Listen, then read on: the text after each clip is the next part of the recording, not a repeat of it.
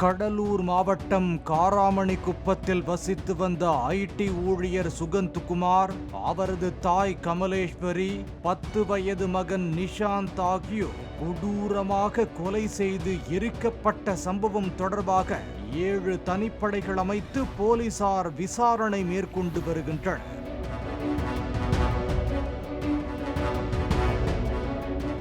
அந்த வகையில் சுகந்த்குமார் காதலித்து 2வதாக திருமணம் செய்ததாக கூறப்பட்ட அஞ்சும் சுல்தானா என்ற பெங்களூரு ஐடி ஊழியரை அழைத்து வந்து விசாரித்த போது பல்வேறு தகவல்கள் தெரிய வந்தன.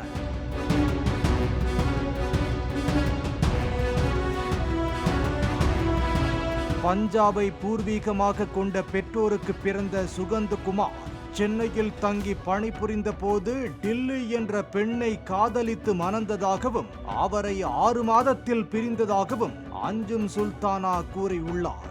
பின்னர் பெங்களூருவில் உள்ள ஐடி நிறுவனத்தில் பணிபுரிந்த போது சுகந்த்குமாருக்கும் தனக்கும் பழக்கம் ஏற்பட்டு இருவரும் லிவிங் டுகெதர் உறவில் இருந்ததாக போலீசாரிடம் தெரிவித்துள்ள சுல்தானா, தனக்கு ஏற்கனவே திருமணமாகி ஒரு மகன் இருக்கும் நிலையில் கணவரை பிரிந்து வாழ்ந்தபோது சுகந்த்குமாருடன் பழக்கம் ஏற்பட்டதாகவும், அப்போது சுகந்த்குமார் மூலம் பிறந்த குழந்தைதான் கொல்லப்பட்ட நிஷாந்த் என்றும் குறிப்பிட்டுள்ளார்.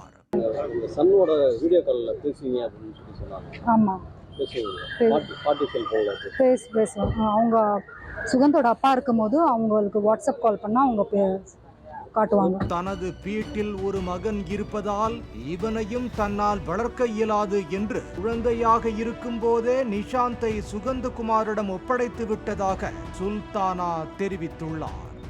வாரத்தில் ஒரு நாள் நிஷாந்துடன் செல்போனில் வீடியோ கால் மூலம் பேசுவது வழக்கம் என்று கூறியுள்ள அவர், சுகந்த்குமாரும் குழந்தையும் கொல்லப்பட்ட தகவல் தெரிவித்ததால் துபாய் சென்றுவிட்டு திரும்பிய நிலையில் போலீஸ் விசாரணைக்கு ஆஜரானதாக தெரிவித்துள்ளார். சார், ஒரு 10 பேருக்கு மேல எல்லாரும் என்கொயரி பண்ணாங்க சார், தனித்தனியா பண்ணாங்க.